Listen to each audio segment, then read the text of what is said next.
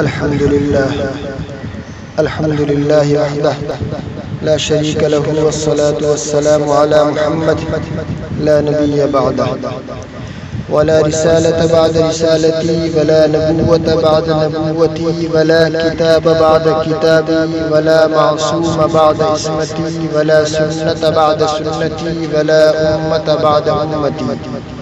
أما بعد، قال الله تبارك وتعالى في القرآن المجيد والفرقان الحميد: فأعوذ بالله من الشيطان الرجيم، بسم الله الرحمن الرحيم. فاليوم الذين آمنوا من الكفار يضحكون على الأرائك ينظرون.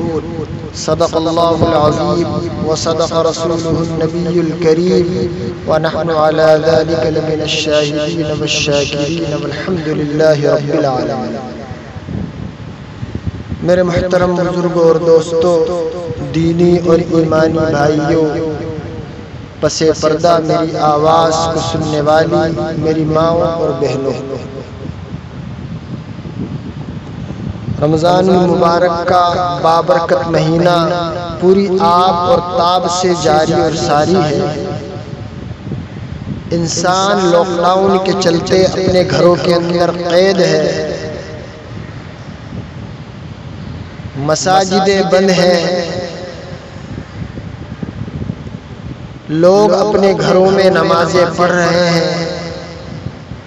کچھ لوگ میرے محترم بزرگوں اور دوستوں ان حالات میں بھی ایسے ہیں جو نہ تو روزہ رکھ رہے ہیں، نہ رمضان المبارک کی قدر کر رہے ہیں، نہ شب قدر میں جاگنا مناسب سمجھ رہے ہیں.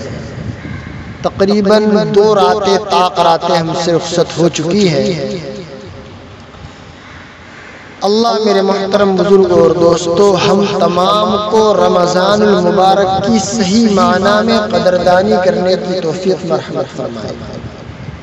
انسان اگر صحیح معنی میں رمضان کی قدردانی کر لے، جس طرح اللہ کا حکم ہے اور رسول اللہ صلی اللہ علیہ وسلم کا طریقہ ہے، تو اللہ کے رسول فرماتے کہ رمضان اس سے رخصت ہوگا اور وہ ایسا گناہوں سے پاک ہو جائے گا جیسا وہ آج ہی اپنی ماں کے پیٹ سے پیدا ہوا، بشرطے کہ وہ رمضان کی صحیح معنی میں قدر کرے اور رمضان کو اس نہج پر گزارے جس نہج پر اللہ کے رسول صلی اللہ علیہ وسلم نے گزارا اور اپنے صحابہ کرام رضی اللہ تعالی علیہم اجمعین کو تعلیم دی.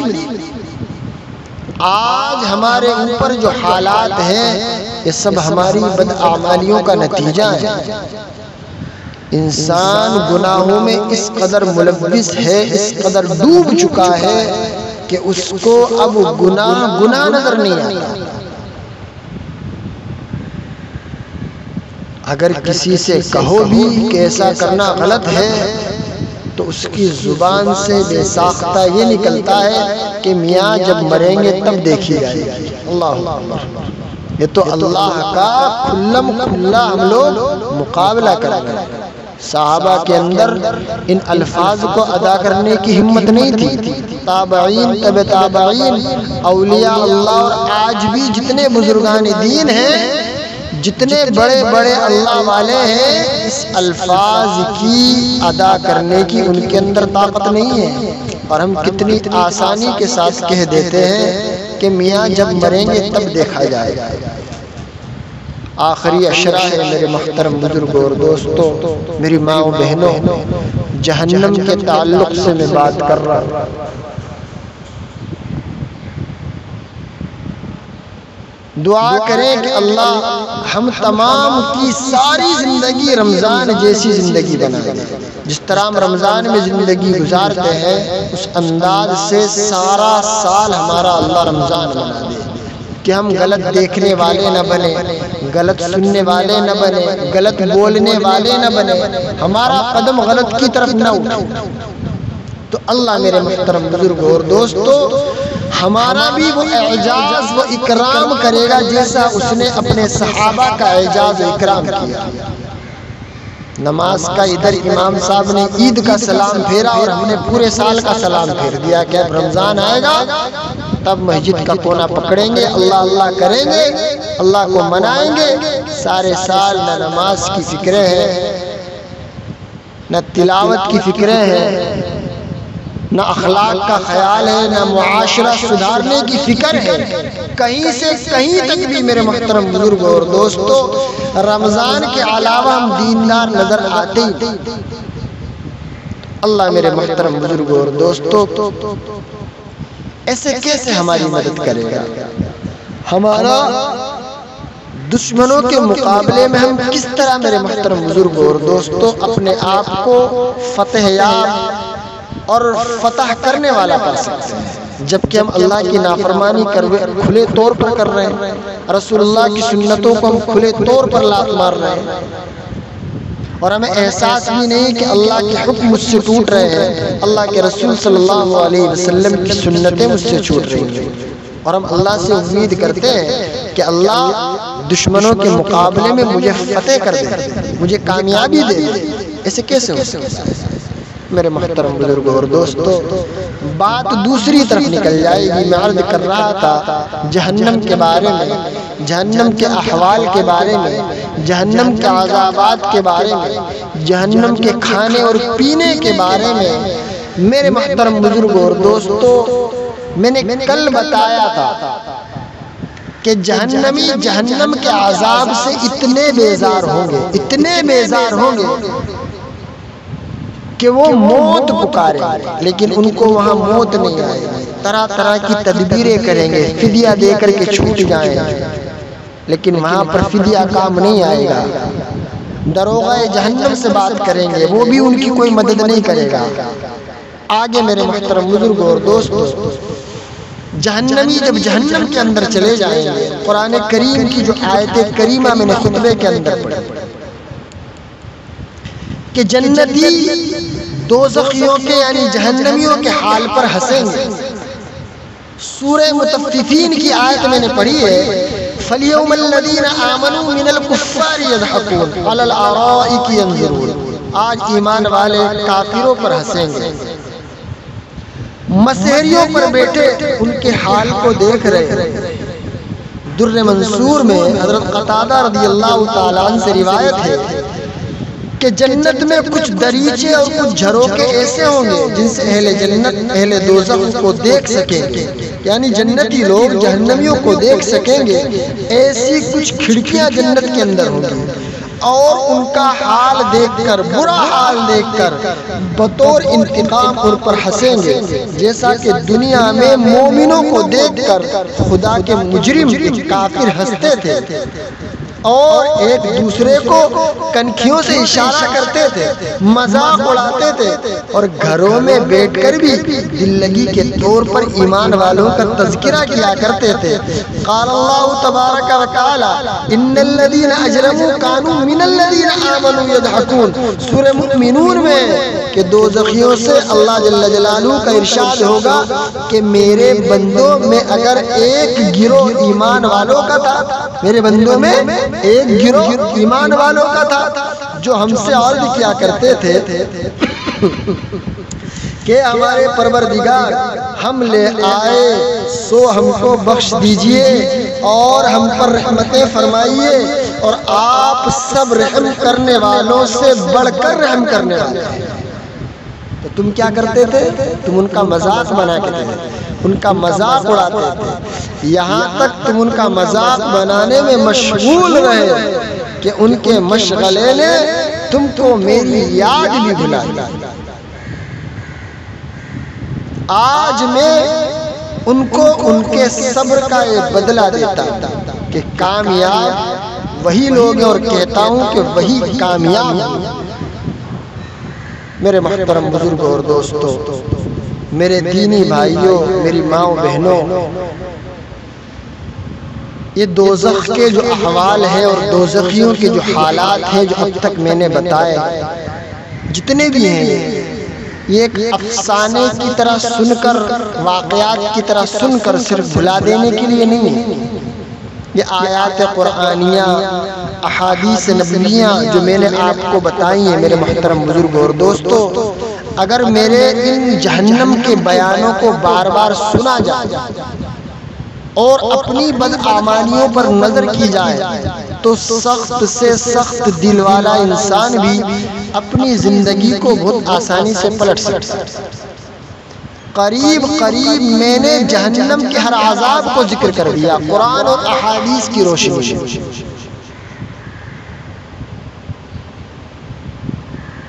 ضرورت اس بات کی ہے کہ انسان دوزخ پر ایمان لاتے ہوئے صحیح نہج کے ساتھ سنے، اور سننے کے بعد یہ میرا دعویٰ ہے کہ کتنا سخت سے سخت دل والا انسان بھی ہوگا تو اپنی زندگی کو پلٹ گا اور اپنے نفس کو دوزخ کے حالات سمجھا کر جو میں نے بیان کیے اس کو بتائے گا اپنے نفس کو کہ دیکھ دوزخ کے کیا حالات ہیں، اس کو سمجھائے گا اور پھر اس کو نیکیوں کے راستے پر لے کر کے آئے گا۔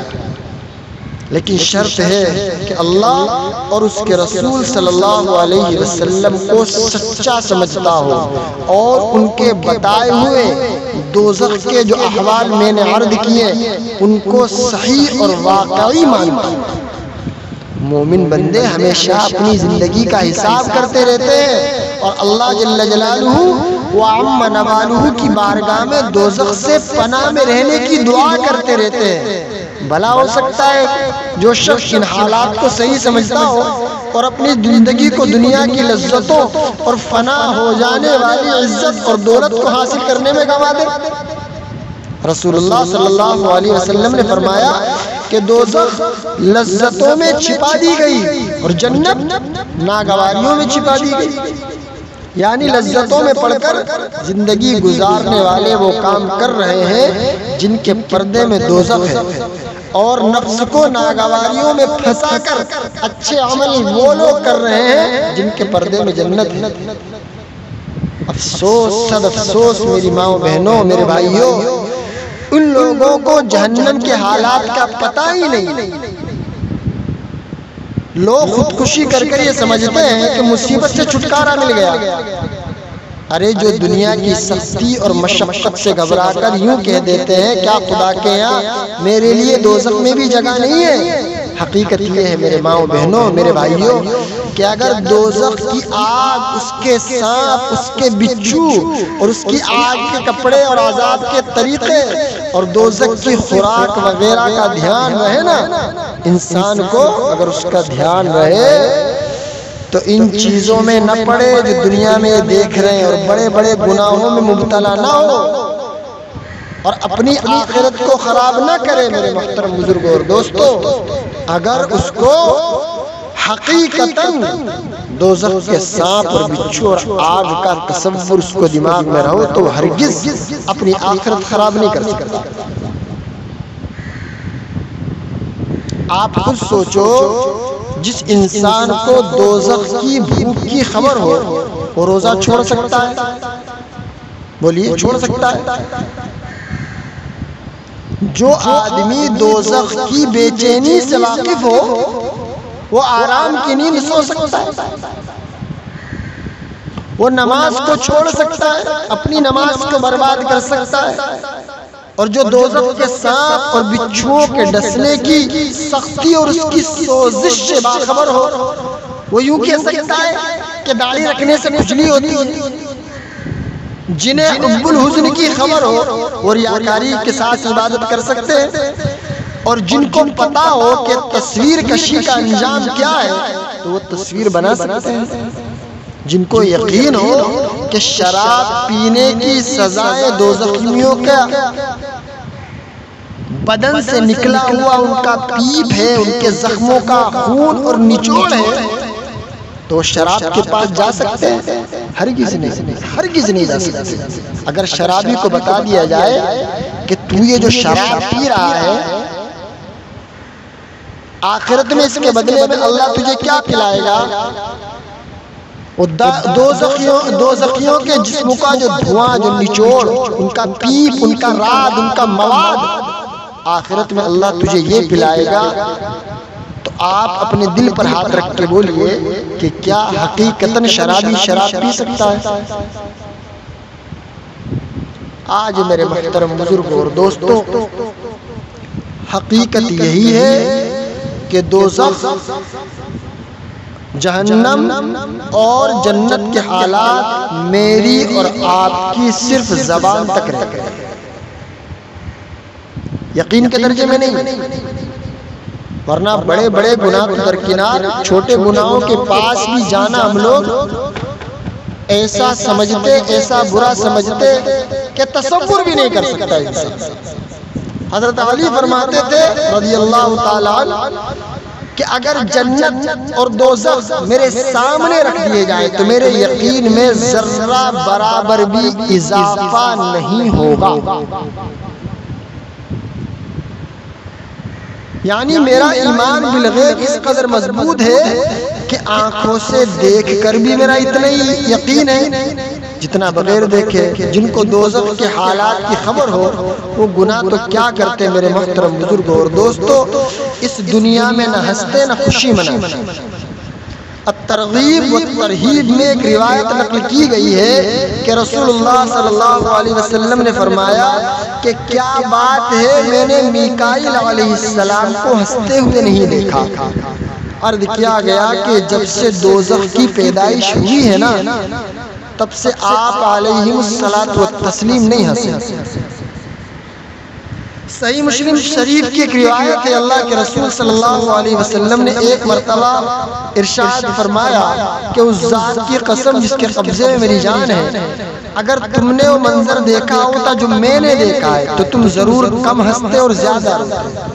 صحابہ نے عرض کیا یا رسول اللہ صلی اللہ علیہ وسلم آپ نے کیا دیکھا؟ ارشاد فرمایا میں نے جنت اور دوزخ کو دیکھا۔ حضرت عبداللہ ابن مسعود رضی اللہ تعالیٰ عنہ فرماتے تھے مجھے تعجب ہے کہ لوگ ہنستے ہیں حالانکہ ان کو دوزخ سے بچنے کا یقین نہیں۔ ابو سعید خدری فرماتے کہ رسول اللہ صلی اللہ علیہ وسلم ایک بار مکان سے باہر تشریف لائے اور دیکھا کہ لوگ کھلکھلا کر ہنس رہے ہیں۔ یہ دیکھ کر آپ صلی اللہ علیہ وسلم نے فرمایا کہ اگر تم لذتوں کو ختم کر دینے والی چیز یعنی موت کو کثرت سے یاد کرتے تو تمہیں اس کی فرصت نہیں ملتی جس حال میں میں تم کو دیکھ رہا ہوں۔ میرے کیف ہوشیار وہی ہے جو اپنی آخرت کی زندگی بنائے، دو چار روزہ مال اور دولت، عزت اور آبرو اور حکومت کے پھندے میں پڑ کر اپنی جان کو دوزخ کے حوالے نہ کرے اور نہ عذاب میں مبتلا۔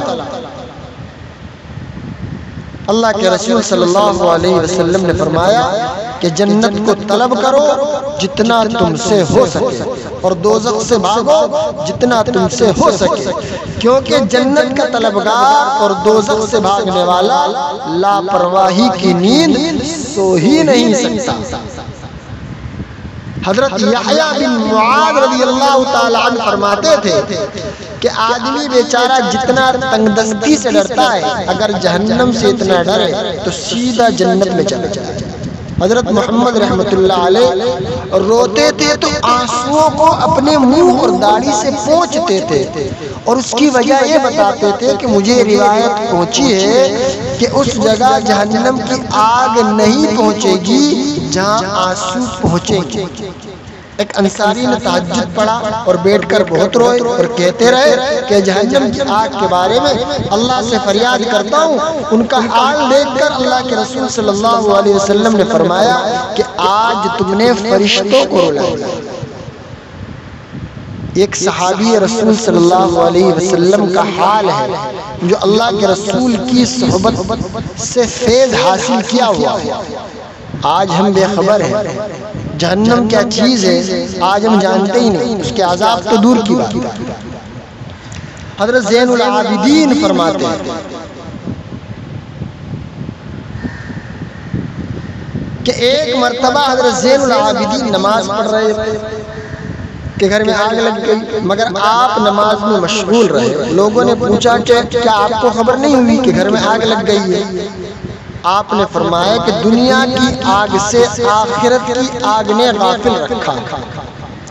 ایک صاحب مجھے نام یاد نہیں آ رہا ہے، ان کا قصہ نقل کیا ہے کہ جب وہ رات کو سونے کے لیے بستر پر جاتے اور سونے کی کوشش کرتے مگر نیند نہ آتی تو اٹھ کر نماز شروع کر دیتے اور بارگاہ خداوندی میں عرض کرتے اے اللہ آپ کو معلوم ہے کہ جہنم کی آگ کے خوف نے میری نیند اڑا دی۔ پھر صبح تک نماز پڑھتے رہتے، نماز میں مشغول رہتے۔ حضرت ابو یزید رحمۃ اللہ علیہ ہر وقت روتے ہی رہتے تھے۔ ان سے جب اس کا سبب پوچھا گیا تو فرمایا کہ اگر خدا یوں ارشاد کر دے کہ گناہ کرو گے تو ہمیشہ کے لیے حمام یعنی غسل خانے میں بند کر دیا جائے گا، قید کر دیے جاؤ گے، تو اس کے خوف سے میرے آنسو ہرگز نہ تھمے گا۔ پھر جبکہ گناہ کرنے پر دوزخ سے ڈرایا گیا، کیا فرماتے ہیں کہ گناہ کرنے پر دوزخ سے ڈرایا گیا جس کی آگ 3000 سال تک گرم کی گئی ہے، تو میرے آنسو کیسے رک سکتے ہیں؟ اللہ میرے محترم بزرگوں اور دوستوں، ہم تمام کی صحیح معنی میں تربیت فرمائے۔ آخر میں میرے محترم بزرگوں اور دوستوں، اللہ کے رسول صلی اللہ علیہ وسلم نے دوزخ سے بچنے کے لیے بھی چند دعائیں اپنے صحابہ کو بتائی ہیں، میں وہ بھی عرض کر دیتا ہوں، آپ لوگ بعد میں سن کر کے ان کو لکھ لینا اور ان کے پڑھنے کا معمول بنا لینا۔ ابن عباس رضی اللہ تعالیٰ عنہ فرماتے ہیں کہ اللہ کے رسول صلی اللہ علیہ وسلم جس طرح صحابہ کرام رضی اللہ تعالی علیہم اجمعین کو قرآن کی سورت سکھاتے تھے، اسی طرح یہ دعا بھی سکھاتے تھے، اللہم انی اعوذ بک من عذاب جہنم واعوذ بک من عذاب القبر واعوذ بک من فتنة المسیح الدجال واعوذ بک من فتنة المحیا والممات۔ یہ دوزخ سے بچنے کی چند دعائیں ہیں، میں عرض کر دیتا ہوں، اللہ ہمارے سننے اور سنانے کو بس قبول کر۔ حضرت انس رضی اللہ تعالیٰ عنہ فرماتے ہیں کہ رسول اللہ صلی اللہ علیہ وسلم اکثر یہ دعا فرمایا کرتے تھے، ربنا آتنا فی الدنیا حسنۃ وفی الآخرۃ حسنۃ وقنا عذاب النار۔ رسول اللہ صلی اللہ علیہ وسلم نے ایک صحابی حضرت مسلم رضی اللہ تعالیٰ عنہ کو بتلایا تھا کہ مغرب کی نماز سے فارغ ہو کر کسی سے بات کرنے سے پہلے 7 مرتبہ اللہم اجرنی من النار کہا کرو۔ اگر اس کو کہہ لو گے اور اگر اسی رات میں مر جاؤ گے تو دوزخ سے تمہاری خلاصی کر دی جائے گی۔ اور جب صبح کی نماز پڑھ چکو، جب صبح کی نماز سے فارغ ہو جاؤ اور اسی طرح اللہم اجرنی من النار 7 مرتبہ کسی سے بولنے سے پہلے کہہ لو گے اور اسی دن مر جاؤ گے تو دوزخ سے تمہاری خلاصی ضرور کر دی جائے گی۔ رسول اللہ صلی اللہ علیہ وسلم نے فرمایا، جو شخص 3 مرتبہ خدا سے جنت کا سوال کرے تو جنت اس کے لیے خدا سے دعا کرتی ہے، اللہم ادخلہ الجنہ، اللہم ادخلہ الجنہ، اللہم ادخلہ الجنہ، اے اللہ اس کو جنت میں داخل کر دے۔ اور جو شخص 3 مرتبہ دوزخ سے پناہ چاہے تو دوزخ اس کے لیے خدا سے دعا کرتی ہے کہ اللہم اجرہ من النار، اے اللہ اس کو دوزخ سے بچا، اے اللہ اس کو دوزخ سے بچا، اے اللہ اس کو دوزخ سے بچا۔ میرے محترم بزرگوں اور دوستوں، یہ مختصر سی دوزخ اور اس کے بارے میں احوال تھے۔ اخیر میں میں نے دوزخ سے بچنے کے لیے اللہ کے رسول صلی اللہ علیہ وسلم کی ارشاد کردہ دعائیں بھی بتا دیے، وہ بھی پڑھتے رہے۔ مبارک مہینہ ہے، اس میں بھی اللہ سے دعا کرتے رہے کہ اللہ ہم تمام کی جہنم اور اس کے عذاب سے حفاظت فرمائے، رمضان المبارک کی صحیح معنی میں قدردانی کرنے کی توفیق عطا فرمائے، روزے رکھنے کی توفیق عطا فرمائے، تراویح پڑھنے کی توفیق عطا فرمائے، 5 وقت کی نماز جس طرح رمضان المبارک میں پابندی کے ساتھ پڑھ رہے، اے بار الہ ہم تمام کو سارا سال اسی طرح اسی انداز کے ساتھ نماز پڑھنے کی توفیق عطا فرمائے۔ جس طرح ہماری زندگی رمضان میں گزر رہی ہے، سارا سال ہماری زندگی اسی طرح گزرے، اے اللہ ایسی شکلیں اور صورتیں پیدا فرمائے۔ کچھ لوگوں نے پوچھا تھا کہ کرونا وائرس کے تعلق سے اللہ کے رسول صلی اللہ علیہ وسلم کی کچھ دعائیں بتا دیں۔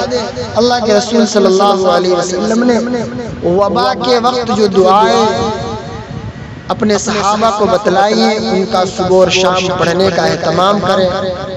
اور خصوصاً اس بیماری سے بچنے کے لیے اللہ کے حضور دعا کرے، توبہ کرے، استغفار کرے۔ دعا انشاءاللہ میں بتا دیتا ہوں۔ 21 رمضان مبارک کو حضرت علی رضی اللہ تعالی عنہ اس دنیا سے رخصت ہوئے تھے، ان کے تعلق سے بیان کے لیے بھی کہا ہے۔ انشاءاللہ 1-2 دن میں مطالعہ کر کے وہ بھی کرنے کی میں کوشش کروں گا۔ آپ لوگ بھی دعا کریں کہ اللہ ہم تمام کے سننے سنانے کو قبول فرمائے۔ دعائیں صبح و شام کی جو اللہ کے رسول سے نقل کی گئی ہیں، اللہم عافنی فی بدنی، اللہم عافنی فی سمعی، اللہم عافنی فی بصری، لا الہ الا انت۔ ایک یہ دعا ہے، اللہم ارفع عنا البلاء والوباء، اللہم انی اعوذ بک من البرص والجنون والجذام وسیء الاسقام، الحمدللہ الذی عافانی مما ابتلاک به وفضلنی علی کثیر ممن خلق تفضیلا۔ اور بھی بہت سی دعائیں قرآن اور حدیث میں آئی ہیں، ان کو بھی پڑھتے رہے۔ ابو داؤد شریف میں ایک حدیث ہے کہ جس نے صبح اور شام کے وقت یہ دعا 3 مرتبہ پڑھی تو اس کو کوئی ناگہانی بلا نقصان نہیں پہنچا سکے گی۔ دعا یہ ہے، بسم اللہ الذی لا یضر مع اسمہ شیء فی الارض ولا فی السماء وهو السمیع العلیم۔ ایک معمول بنا لے، ان تمام دعاؤں کو فجر کے بعد اور مغرب کے بعد پڑھنے کا اہتمام کریں۔ اور بھی جو دعائیں آپ کو یاد ہیں، اس وقت میرے ذہن میں نہیں آ رہی ہیں، وہ پڑھیں جو اللہ کے رسول صلی اللہ علیہ وسلم سے ثابت ہوں۔ اپنی زندگی کو صحیح نہج پر لائیں، جنت والے ٹریک پر لائیں، جہنم والے ٹریک سے بچیں۔